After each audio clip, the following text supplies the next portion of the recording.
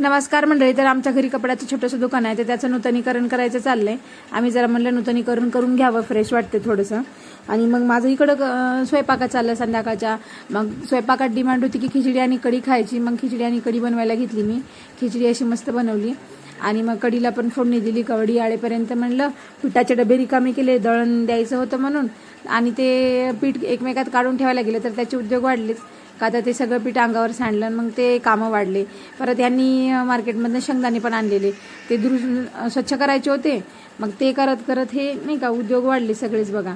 नाही असं कामामध्ये दुसरं काम आलं की चिडचिड पण होते आणि नाही का करायला जातो एक होते भलतंच. मग ते फार चिडचिडे होऊन जाते, मग कामाला तेवढा वेळ पण जास्त लागतो. तर मग एक छोट्या सासूबाईनं आमच्या चण्याच्या डाळीसाठी नाही का हरभऱ्याच्या डाळीसाठी हरभरे भिजवलेले. मग त्यांनी मला सांगितले की सातळणीला घेऊन जा, सकाळी उसळ होते म्हणून. मग आमचं सगळ्यांचं जेवण झालं आणि मग आम्ही शतपावली करण्यासाठी बाहेर चाललो होतो. तर हे यांचा उद्योग चालू होता, यांना वेळ लागते म्हणून आम्ही काही थांबलो नाही, आम्ही झोपी गेलो.